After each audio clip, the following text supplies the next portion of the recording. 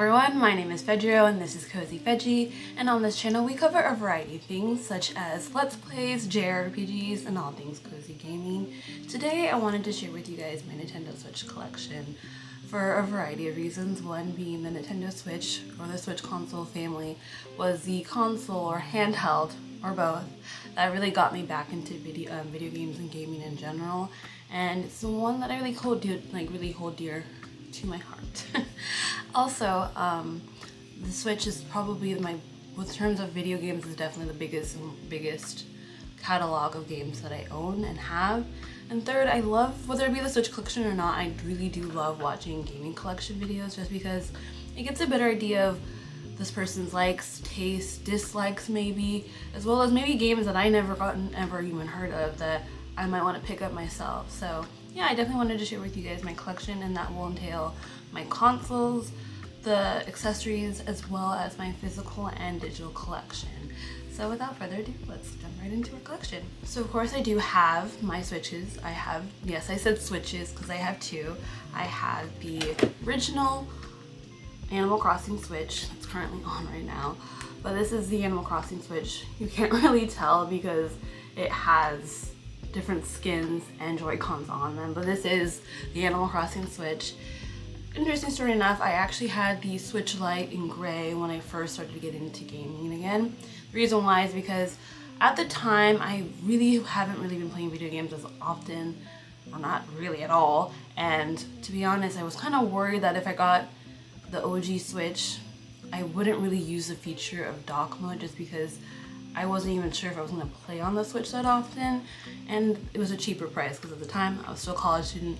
Your girl did not have money to be spending on a whole new console, so I stuck with the Switch Lite. A couple months later, I saw that, not even a couple months, I didn't even know at the time that the Animal Crossing Switch version was even a thing, just because there was a huge scarcity back in 2020, not just for the Switch but every console, but getting any type of Switch was really hard to come across. But I feel like the Switch Lites were easier just because the original dockable Switch was a lot more appealing to the general public. But either way, I got the Switch Lite and then I saw the Animal Crossing Switch and I thought it was super cute, so I had to pick one up for myself. So I ended up upgrading and trading in my my Switch Lite, and I got the OG Switch that I have in my hands right now.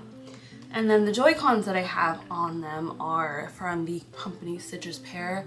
They don't actually sell this colorway anymore, unfortunately, but they do have really cool colorways on their website that you should definitely check for as well, because they do really good custom built Joy-Cons. They can also send you the shells yourself for you to make shell your Switches yourself. So yeah, I have this one, and this one is usually always docked on my setup just because I like to have one docked, and then my other Switch is usually the one that I play handheld. And that other Switch that I have is, of course, the Switch OLED. And this was like very much an impulse buy. I had no need or reason to buy this because my other Switch is working and running fine. I have no complaints about it. But this screen, man, it is truly stunning. And as someone who does play predominantly handheld mode, having this bigger and brighter screen makes gameplay way more fun and engaging.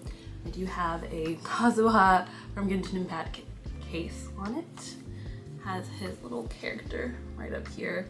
So I will definitely put a link to this case down below, because I believe the seller that I got this off of does have other characters from the Genshin Impact game. But yeah, that's the case that I have in, and this is my Switch Lite. And those are the only Switches that I have.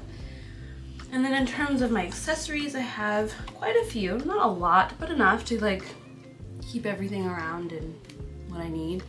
Like for example, this case that I put my OLED, it's a pretty simple felt soft line case. Has a section to put about 5 games in there, as well as a really soft inner lining so it doesn't like scratch up the system, which is really great. This is really awesome for portability compared to the other case that I will show you, just because I can fit this in my bag. Excuse me. I can fit this in my bag knowing that it won't get into the way or it's not too big enough, you know? And then the other case that I have is this one here that I got off of Amazon. I don't know what company it is, because it's been such a long time since I got it, but it's a pretty heavy duty hard shell case. And what's great about this one, has a lot of stuff into it. So it has an extra zip compartment to put an extra Joy-Con set, or cables, headphones, or anything like that. So on here I have, this is actually the Animal Crossing Switch Edition Joy-Cons. You can't tell because they have a skin on it, but you can see through here that they are. But yeah, these are the other Joy-Cons that I have. You can never have too many Joy-Cons, because y'all know Joy-Con drift is real, and so having an extra pair or two or three, however many you go through, it's always nice to have an extra pair. Also, I just like to switch them out depending on my mood and how I'm feeling. And then what's cool about this one, it also has two little flaps for games. This case can hold up to 20 games in there, which is pretty crazy. I have a few games in here already. And then it has this little compartment here to put the Switch in, which is really convenient. So what's great about the flap that goes over the Switch, it's really soft, so it doesn't scratch up the screen. Yeah, I have this one. It's really heavy duty one, so whenever I put my Switch or switches in this one, it's, you know, it's gonna be protected. So yeah, those are the Switch cases that I have. Now we're gonna move on to controllers. I have a total of 4.5. I'm gonna say 4.5 because the other one's technically Joy-Cons, but you can use them as a controller, but I'll get to that eventually. The first two that I have are from the same brand, and they are the PXN controllers. I forgot what the names of the individual ones are, but we have this one here. It's kind of like a seafoam green kind of color, and it has a really, really nice soft kind of matte texture to it. And I believe with this one, it does have like gyro features as well. I'm pretty sure you can read amiibo cards on the logo here. Do not quote me on that. I'm not sure. I'd have to look that up, but I think you can use amiibo. I think so. Pretty much, I think it has a lot of the features that the Pro controller has. Funnily enough, I do not own a Pro controller because I just don't want to hash out an extra like 70 bucks when I can get third-party controllers that do just about the same, like, you know, work as the Pro controller does. However, I may change my mind in the future, probably will, because your girl loves to spend money on things she doesn't need. So anyways, the other controller that I have is the other PXN controller, and this is more of like a nice muted, like pastel kind of green, kind of like a matcha kind of color, and it has darker green trim on the buttons, as well as the trigger buttons here. This one does not have gyro, or I don't think it has turbo. It doesn't have amiibo reading, but it does have mappable buttons on the back, which is really nice. This one definitely feels a little bit more heavier plastic. But yeah, I love using, these are usually my go-to controllers that I use on the Switch. I just really like them. They're really good quality, and yeah, PXN controllers. I will also link these ones as well. I'm just gonna link all of my accessories, or at least try to link all of them in the description below. That way, if you find anything that you like, you can also pick it up yourself. This is the Binbok controller Joy-Cons in white. These are really good Joy-Cons if you're a person that kind of finds that the Joy-Cons, the standard Joy-Cons, are a little too small. It can be a little bit uncomfortable at times for, like, especially with longer term gaming. This Joy-Con is such a good replacement for that because it has like a proper grip, so whenever you're playing, it feels really good in the hands. It does make your Switch look humongous, but I'm telling you, it's super, super comfortable. It is a little cheap plasticky feeling, but it really does get the job done. And what's really cool about these ones, they have RGB lighting as well. And then the last accessory and Joy-Con controller that I have is this one. Ooh. Yeah, this is the other Joy-Con. What do I keep calling this a Joy-Con? The other controller that I have. It's very reminiscent of the Animal Crossing colors of pastel blue and green. Has turbo functionings in it. Also has RGB lighting as well. I don't really use this controller on like at all, really, and I'm gonna be honest. It's very cheap, plasticky feeling. When you do turn on the RGB lights, you can definitely see through the console, and it kind of looks really cheap. I feel like this is definitely, if you have like kids in the house and you don't want to like buy a Pro Controller in the the way that they might break it, because you know how kids can be, this is definitely one that you won't like cry about, and like it won't hurt you because you didn't spend a lot, because I know I didn't spend a lot of money on this one. So yeah, those are all the controllers and accessories that I have for the Switch. Okay, and now we're gonna move on to the fun part of this video, which is the games. I'm gonna first start off with the digital games, and then we're gonna go on to the physical aspect. Majority of my digital games are on my Animal Crossing Switch, so I'm gonna go through those real quickly, and I'm probably gonna put a picture here of the game that I have. So I have the first digital game on here that I have is Persona 5 Strikers. And funnily enough, this is actually the first Persona game that I've ever played. I did watch Let's Plays of Persona 5 Royal and the vanilla Persona 5, but I never really got to play them because, one, I didn't have any gaming consoles really at all to even play them, and then I didn't at the time have a PS4. So this is my very first foray to the Persona series, and I actually thoroughly enjoyed it, and I haven't really played Warrior Muso style games before, so this was really a fun time and had a pretty decent story for a Warriors game, so I really thoroughly enjoyed that. The next physical game that I have is called Opus: The Day We Found Earth. Now this one is interesting because I do remember playing this on like my iPod Touch. Now, ooh, God, watching me aging myself with who uses iPod Touches anymore, because I don't think they even make them. But anyway, I remember playing this back on mobile, and I didn't really play too much of it, but I saw it on sale on the eShop for like $5, and it's a very cozy, chill game where you're trying to like figure out, I'm pretty sure the premise is like, you're like the last, like a robot is trying to figure out what happened to humanity, I think, in this space shuttle that's in space, obviously. But yeah, I think that's the premise. I could be wrong, but it was a lot of fun. And it looked really cool, and it was $5. And then the next physical game, or not physical, the digital game that I have is Undertale. Undertale was actually one of the first games that I got on my Switch, and I remember watching Dan and Phil on YouTube doing their playthrough of it, and I thought it was really cool. And so when I was buying games for the Switch and I knew that that was available, I definitely wanted to snag a copy of it. Now, I have not finished this game. I'm on like the third to last boss, and I'm playing through the pacifist route of it. And honey, it's hard. I'm not gonna lie, that boss is kicking my booty. So I had to step away from it, and I haven't touched it in like 3 years. I will get to it eventually, but yeah, it's definitely fun. Very love the art style. I mean, Sans is a very iconic character, so yeah, I have Undertale. The next game that I have is Sky Children of Light. This is also another mobile game that I played back on my iPod, and I really love the aesthetic and vibe of it. Super chill, cozy vibes. You're just in this world. There's no dialogue really, or any like, or talking in it. You're just literally exploring the world and solving little puzzles. And what's really cool about this one, it does have a multiplayer function, so other players online can help you traverse through the world as well. So I really like that game. Next game that I have is The Swords of Ditto.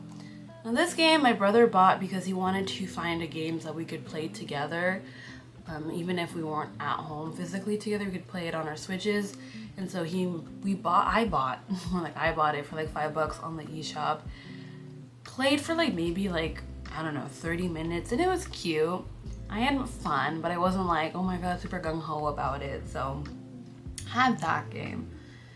And then the next one that I have is Octopath Traveler, which is a game I have not played yet. And I kind of want to make a disclaimer. You're going to be hearing that a lot in this video, that, oh my god, I really like this game, but I haven't played it yet. Just because I've really now that I had the free time to play games, it's nice that I can catch up. But before, since I was working like crazy, I didn't have enough time to play video games, so a lot of my games have not been touched yet because of that. But anyways, Octopath Traveler, the HD 2D, the originator of the HD 2D style. Like literally this game looks so stunning, and I cannot wait for Octopath Traveler 2 to come out in February, which I believe, which is next month. So I have that game digitally because For some reason, you can't really find Octopath Traveler in stores anymore. I mean, it's a pretty old game. It's been around since like what, 2017 or 2018. But like even finding it online at retail price is really hard to come across. So I decided to, I think I also got it on sale on like the end of the year, excuse me, end of the year or holiday sale. So yeah, and the last game that I have is Florence. Now Florence is, or also, I think was also originally a mobile game and was ported onto the Switch, and it looked really, really cool and really sweet and really cool game. Very simple, again, chill and cozy vibes. Pretty much the premise of that game is like you follow a girl who's going through a breakup and her trying to come to terms with it and whatnot. So it also has puzzle-like elements to it as well. So yeah, I have that game. Those are the games, digital games on my OG Switch. So with my OLED, I think I only have like about two, I believe, two. Yeah, looking at it. Or three.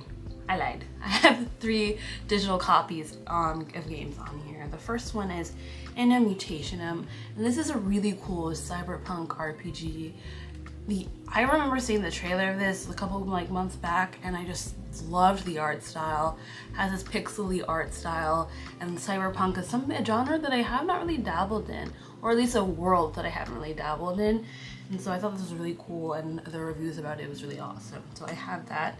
And then something very not like me, I have the game Super Animal Royale, which is a first-person shooter meets Animal Crossing, kind of. It's really wild and super weird, but I thought it seemed interesting, and maybe this could be like my way to dabble in FPS games. This probably will be the only FPS game that I play, but I don't know, it looks really cute and promising, I guess. And then the last one is Disney Dreamlight Valley, which is Disney meets Stardew Valley or any farming sim together.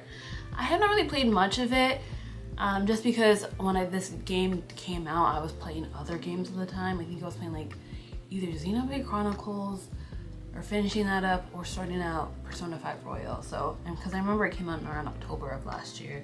So when this came out, I was kind of preoccupied with other things. So, but I definitely want to get into it because I know a lot of people are raving about it, even though right now it's only early access. But people are saying really great things about this game as of right now.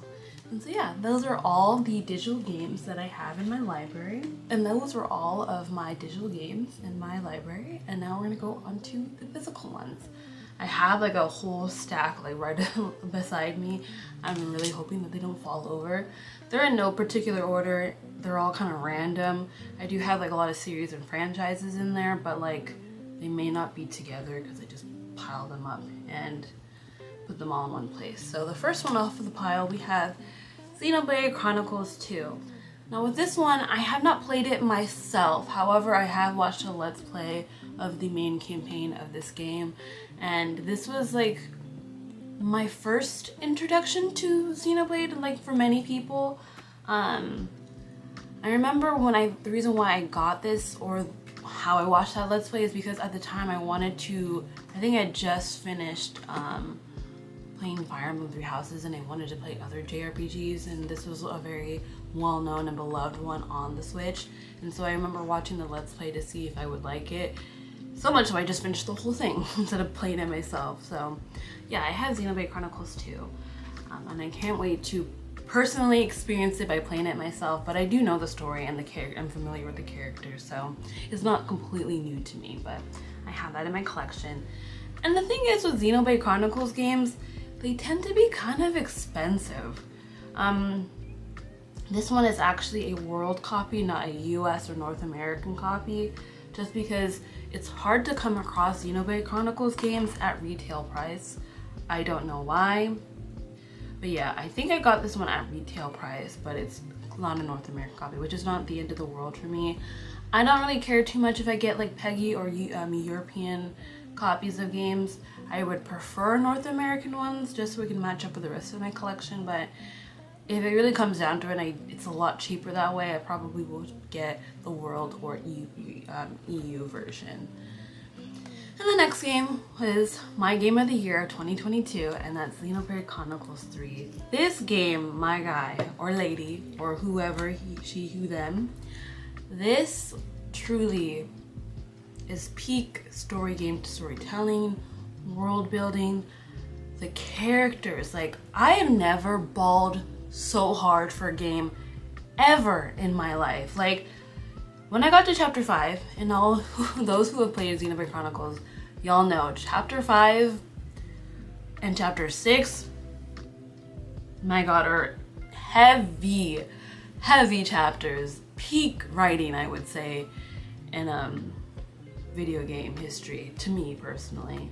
I like had to like set down the game for a couple of days because I had to like process what I was going through.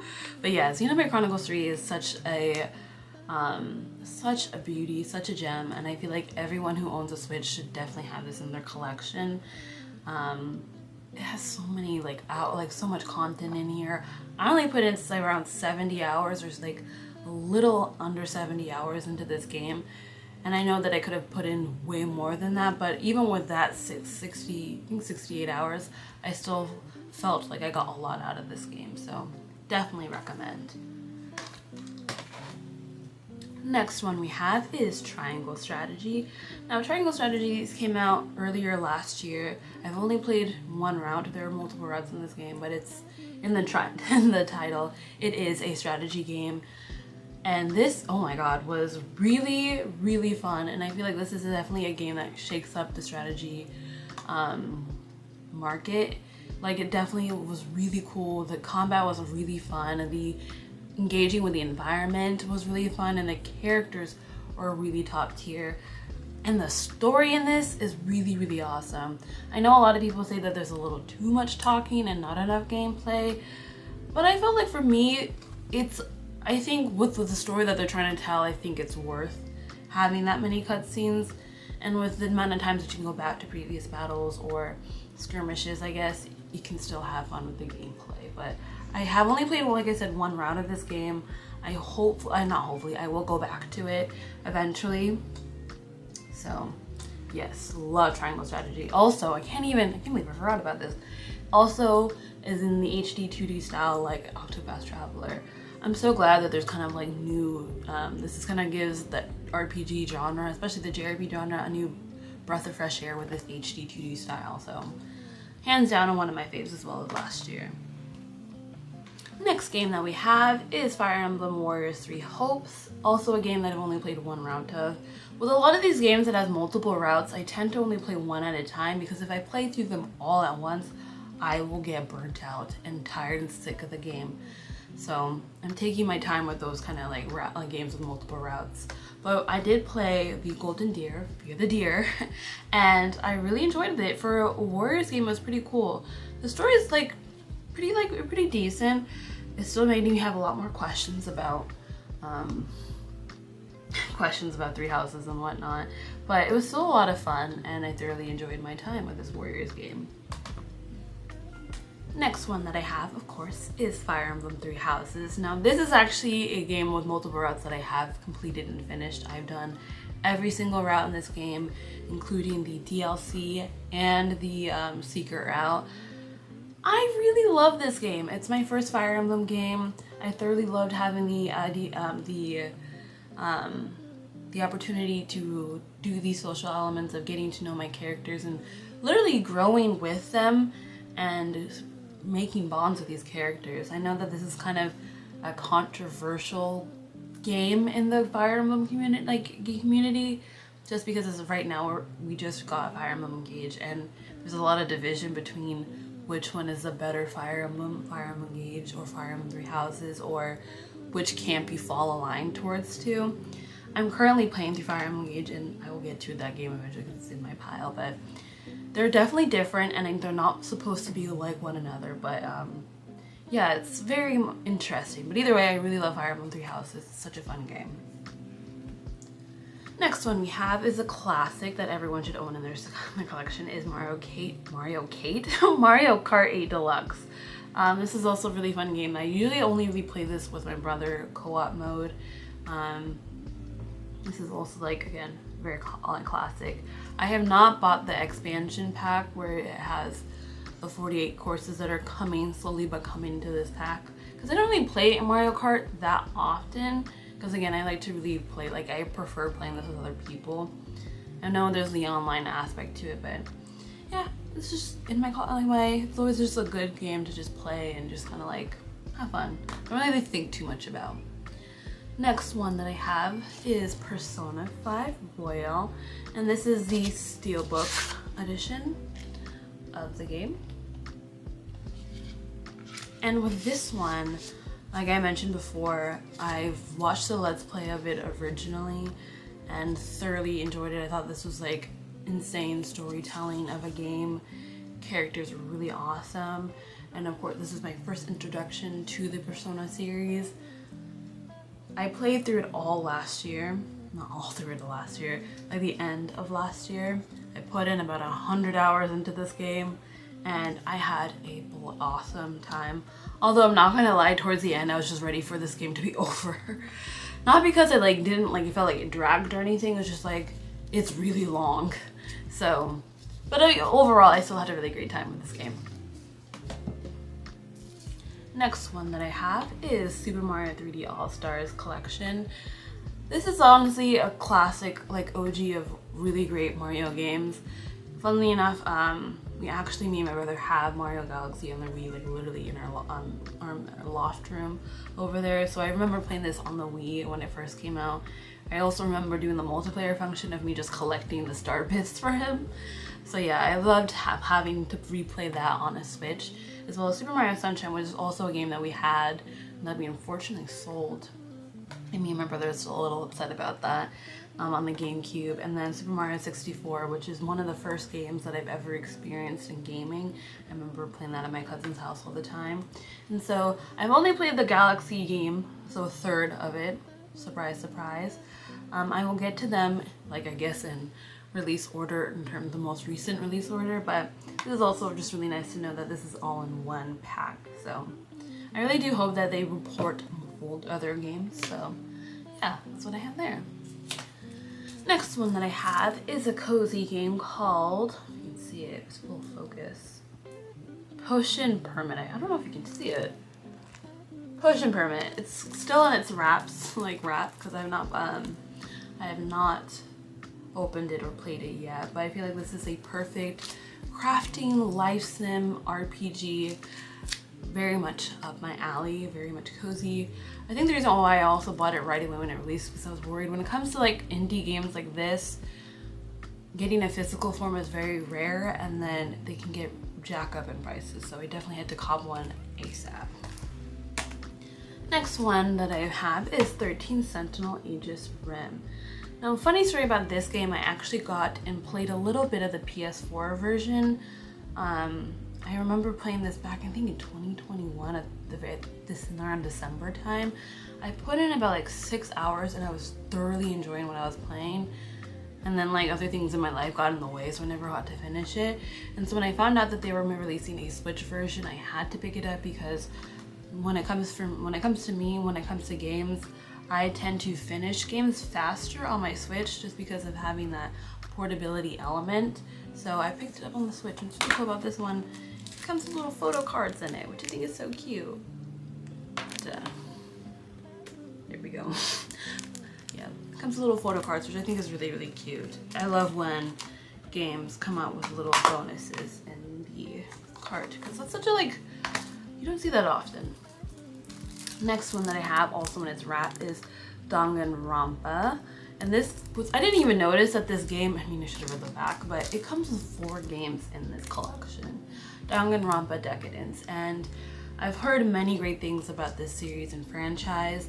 And as someone who has just finished the Noner games, the first and second installment of that trilogy, and I was hooked. Oh my god, those games are phenomenal. And it's from the same company who made this game as well. So if I liked those, I think I'm really gonna like and enjoy my time with Danganronpa. So yeah, I'm excited to get into these eventually. Next one that I have, also have not played, shocker, is Astral Chain. I know a lot of people have been raving about this game in terms of its combat and gameplay. Story is a little but I think this is really cool to find a game like this on the Switch or in general. Also got the world version of this because this is also another Switch game that's also really expensive and hard to find at retail price. I got this game I think $4 more than retail price, and the thing is I've been eyeing and waiting and watching when the price would drop, and at the time I think how much I spent, I think $64 was the cheapest I could find for this copy. So I know I can I know I could buy the digital version, but just having a physical version of a game just seems so much fun. It's just really nice to collect, and I can also share them with my brother, who we tend to share games back and forth. And like what's happening with the Nintendo 3DS and Wii U eShop, if you don't have those games already downloaded or didn't have the opportunity to download them at the time, you only can rely on the physical form, which will never go away. It'll just get really expensive. But yeah, had that. The next one is my saving grace, the game that got me through the Panorama, the game that I put in 15 hours in, is none other than Animal Crossing New Horizons. This game has really got me through it all. It's been my ride or die. I really love this game. I've had so much time and put in, again, a lot of hours, and I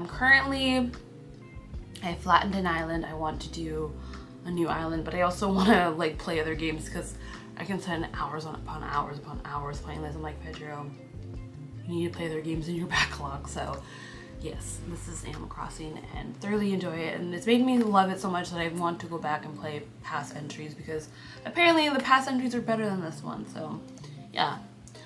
Another game that is a classic that you need to have in your collection is Breath of the Wild, Legend of Zelda Breath of the Wild. Now this is actually a copy that I gifted my brother for Christmas a while back. He finished it like I think around last year, and so he finally gave this to me to play. This is probably going to be, I think this might be the next game that I play after I finish Fire Emblem Engage, because I definitely want to play this before Tears of the Kingdom comes out in May, because this is a game that is in my collection, and I would feel really dumb, not dumb, but I feel like, come on, how can I not play this?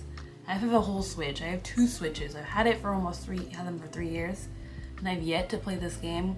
Can I even call myself a Nintendo fan?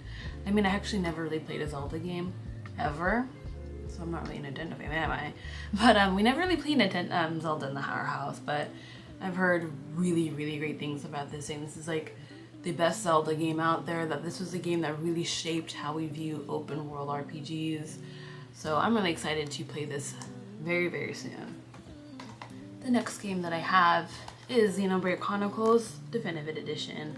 This was the very first Xenoblade Chronicles that I played on my own, and oh god, again, I don't know what it is about Monolith Soft, but they really know how to write stories and write characters really, really well. Like, again, was super invested into this game, the characters and the world. I do wish I did more side quests in this game because I was so enthralled with the main story that I just wanted to know more and get to it, but it made me cry as per usual, like most of Xenoblade Chronicles games do. Thoroughly enjoyed my time and recommend. And also kind of makes me want to play the Wii version, because a lot of people do like the aesthetic and look and also the feel of the Wii version, because I do have a Wii, and it's actually not that expensive to get the Wii version. So anyways, the next game, and it's my last Xenoblade game, and that's Xenoblade Chronicles Torna Edition. And this is also a PEGI or EU version, because again, Xenoblade Chronicles games are super expensive and hard to come across by, and I really wanted to get this physically. This is actually the Xenoblade Chronicles 2 part of the story that I don't know anything about, and I want to keep it that way so I can be completely fresh-eyed when I go into this one. But I heard this is a really great expansion story to the mainline game. Some people even treat it as if it's its own game on itself, which I think is really cool for this to be technically a DLC. So yeah, I'm excited to get into that.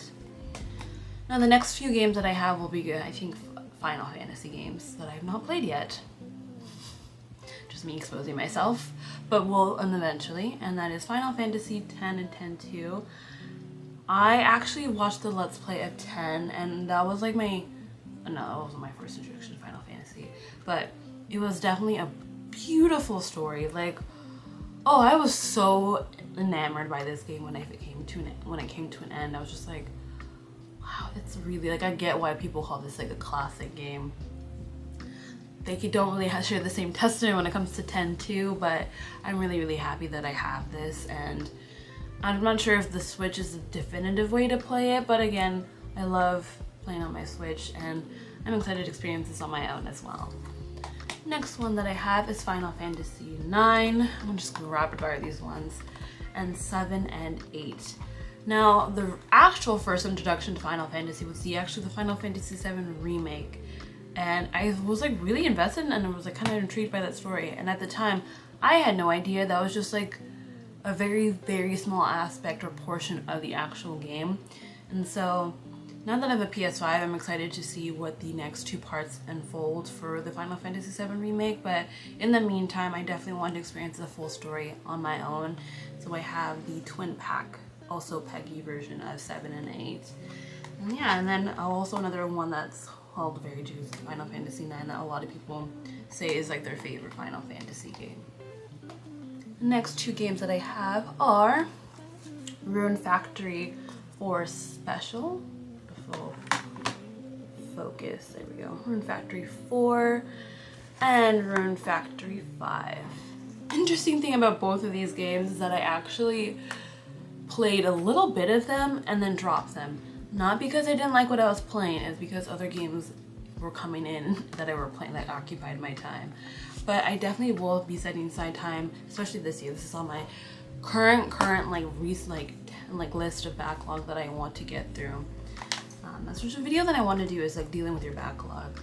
Like for me, I currently want to like get through them in a very strategic but also fun way. But yeah, have those 2 games. The next 3 games that I have are also another series, and that is Trails from Zero. It's focused. Trails from Zero, Trails of Cold Steel 3, and Trails of Cold Steel 4. Now, as you may already know, if you follow my channel, I'm currently going through a series where I'll be playing through every single game in the Legend of Heroes series, and that includes Trails in the Sky arc, Trails from Zero arc, and then the Trails of Cold Steel arc. So I currently have these 3 games on the Switch. I have some of the other games on PC, I have some other games on my PS Vita and on my PS4. I'm excited for Trails to Azure to come out this year. I'll be picking up on Switch. But yeah, I am excited to dive into the series because what I'm playing so far, I'm very much intrigued. And yeah, I'm excited to where this takes me. But yeah, I had those games. Next one that I have is Monster Hunter Stories 2. Now I know this is more of like a Pokemon creature collector or monster collector kind of game. Not like the main line where it's more of like just beating up big monsters. And I felt like this one was pretty more up my alley because it's has more of like a story element to it, because I feel like Monster Hunter Rise didn't have much of a story. But yeah, I'm excited to get into this one as well. Next game that I have is a game that I'm playing right now that I've talked about in this video is Fire Emblem Engage. I'm like in game, technically I'm in like around like 20 hours in, but I definitely put in more because I had to like go back and grind up and level up my characters. So far the game's alright. I definitely fall in the boat where it's like I totally get that the gameplay and my battle mechanics are spectacular. Visuals look stunning, but the story and characters are just not hitting for me as of right now. So yeah, I definitely am gonna try to finish this game. I really don't like dropping or DNFing anything, so we'll see where this takes me. But yeah, I have Fire Emblem Engage. Next game that I have is actually also my brother's copy, and that is Luigi's Mansion 3. Again, this is with my brother, so I have not played it yet, but he said this is really fun. A lot of people love the aesthetic and love the quality of this game. And it's Luigi. Love Luigi. Next game is Atelier Ryza. Ever Darkness in the Secret Hideout. This is also a very, very lovely JRPG. I also played a little bit of this, kind of the same story. I played it, and by the time I was playing this, I think another game preoccupied my time. I never got around to finishing it because I only really got into like an hour of it. But this is definitely an RPG that's more of like a very chill, laid back one. Definitely gives you cozy vibes as well. And I definitely think it's definitely good for a JRPG for beginners. People who are interested in the genre but don't know where to start. I feel like this is definitely one that even hardcore like JRPG fans will tell you this is a fun game. And the crafting mechanics in this is what I've heard is really fun and can get addicting. The next two games are Pokemon games, and surprisingly, or maybe not surprising because of the way the trend is going in this video, I've never played a Pokemon game ever in my life. Reason why my parents have never allowed us to play Pokemon games in our house. Don't really want to go into the details as to why, but we just were never allowed to. And so now that I'm an adult, I can play the games that I want to play. I picked up Pokemon Legends of Arceus and Pokemon Let's Go Eevee. I picked these two because people have said this is definitely a refreshing and new take of what Pokemon could be in the near couple games. And then I think this is a remake of a past game. Also I've heard really good things. And I think Eevee was cuter than the Let's Go Pikachu one, I'm not gonna lie. So yeah, I think Pokemon is definitely your very classic, it's Pokemon. It's like, what else can I say more, you know? So yeah, I have that in my collection. Next one that I have is Stardew Valley. Also a game that I played for a little bit, loved what I was playing, but then something else came in and preoccupied my time. Whether that be another game or something else in life, but I definitely will be making time for this game because it's Stardew Valley. I love all the content that I see about the people who make about this game, and I also want to just leave my corporate job and go find a farm and live in a town with cute people. Like, sounds like a dream to me. But yeah, I'm excited to play this, get more into it again. Next one we have is Neo, The World Ends With You. Now this is a game that I've heard really good things about, but apparently Nintendo didn't really market it that well. Or not Nintendo, more like Square Enix didn't market it well. It's kind of like a sequel to the first one, The World Ends With You, but that came out on the DS back in the day. Yeah, again, heard really great things about this game, and I'm excited to play this. I bought this way back and when it first came out, and that was like, what, 2021? So it's been a hot minute, and it's been in my collection. Haven't gotten around to it because, again, other games come in my way, and I'm like, oh, I want to play that a little bit more. But yeah, I'm excited about it because I've heard great things. Next one we have is a recent game, and that is Nier Automata, The End of Yorha Edition. This is also still in its wrap and everything. This is a game that have won many awards and is very critically acclaimed, and many JRPG lovers can testify that this is one of the greatest stories told in gaming. And I'm excited to experience it because apparently it makes you question about life, and as a very introverted, introspective person, I love having existential crises. Why? I don't know, but just love the idea of that. So I'm excited to get into this game finally, and I've heard that the Switch version is a pretty good port, so if it's a decent good port and it's on a portable handheld, say less. The next game that I have is World of Fantasy Maxima.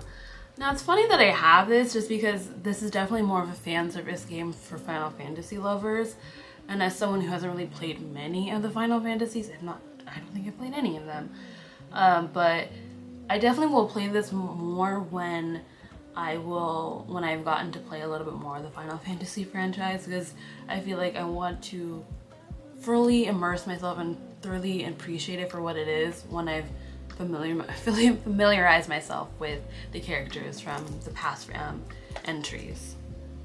The next few games that I'm going to show you guys are Otome games, which is Yeah, Otome games. Now, Otome games are in visual novels that are kind of romance inspired, not inspired, they're heavily impacted with romance.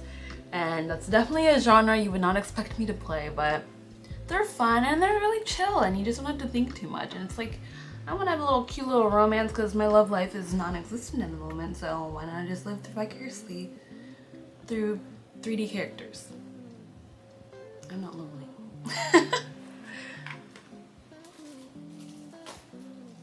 But yeah, the 4 Otome games that I have are Best of Fellows,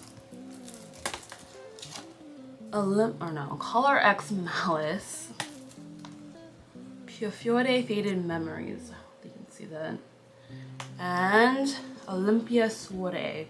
Out of all of them, I've only played one route of Fiore Faded Memories, and I thought it was really cool. The story was really intriguing and like decent enough. It's not like a lot of these games, they don't have like super like impactful stories, although some of them may do, but I think they're fun. They're really fun games to pass the time and not think too much. But yeah, those are the games that I have. The next one that I have is definitely the game that I got clearly just for nostalgia, and that is Bratz Flaunter Fashion. Now, as a kid who grew up in the 2000s, Bratz were the it dolls. I preferred them over Barbies. I lived for this, like, I had all the dolls. I loved playing Bratz Rock Angels on the PC. And so when I heard that they were coming out with a new Bratz game, I had to like stop what I was doing and I had to buy it. I've not played it yet, but oh my god, this is literally like clearly just childhood, and I love Bratz. And I'm here for this reawakening that Bratz is having on social media, because like it's definitely hitting. And the next game that I have is Eastward, which is an indie game. And this was originally came out only digitally, but then they came out with a physical version of it. And I knew I had to cop a physical version because indie developers, they don't really have or get the opportunity to make physical versions of their games. And so when I saw this, I had to pick it up. I had to. And I knew that if I didn't, I know that the price would definitely jack up high for this.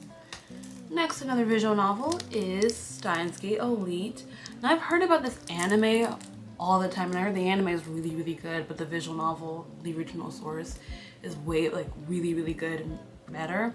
And so I wanted to experience the visual novel, so I got it on the Switch. And I know you can get this on like multiple platforms, but I thought the Switch would be the best one to get it on. Next one that I have is also another indie game, and that is Cosmic Star Heroine. Now this is actually a limited run game because, again, indie developers, they don't really get the opportunity to release physical versions, so you have companies like Limited Run to allow that developer to have that opportunity. And what's really cool about this copy, it's like a classic RPG kind of game, but what's really cool, it actually comes with a manual! Ah! Like when I saw this, I was just literally so excited because like back in the day, you'd always get like manuals and like teaches you how like step by step or figure out how to get through, maneuver yourself through the world. Like, come on. Like, this is just so cool. I really wish more creator and developers would do this because like these cards can be basic. Like you have the, like we even have this little indent in all of these cartridges, but they don't put anything in there. So leave it to an indie game for it to do that. But yes, I have not played this yet. Surprise, but I'm really excited to get into it. It's a very quick one. I heard it's around 8 to 10 hours, so this is definitely a good quick game to play. Next one I have is another JRPG, and that is Astria Ascending. I really don't know much about it. I just know that the art style looked really cool, and it kind of was very reminiscent to like Dragon's Crown, Vanillaware's games like Dragon's Crown or Odin's Sphere, or most recent 13 Sentinel Aegis Rim. It kind of gave me those kind of vibes. I've heard mixed things about this, but we'll see. Time will tell. And the last one, not least, and didn't mean to be last, but it is Ni no Kuni, or Ni no Kuni. Now with this one, I played 5 hours of this game, and I wasn't really feeling much of it, if I'm being honest. I picked it up, played 5 hours, and I wasn't feeling it, which was really like kind of sad because I really love this, because it's based off and created by the people who made Studio Ghibli films, which are one of my favorite animated films out there. And so when I wasn't really feeling the game, it kind of made me a little bummed out, but I definitely want to give it another try because the art style and the story seemed promising. So whenever that time will be when I get back to it, whether that be next month, next year, I don't know, I hopefully will get back to it soon. And that is pretty much all of my games for my Nintendo Switch. So thank you guys so much for watching this video, and please definitely leave me a comment on what's your favorite game of my collection or that you have, or what's the favorite game of your collection that maybe I should try, because I definitely obviously need to make my backlog even bigger. But anyways, again, thank you so much for watching. If you enjoyed this video, don't forget to like and subscribe, and I'll see you guys next time. Have a good one. Bye!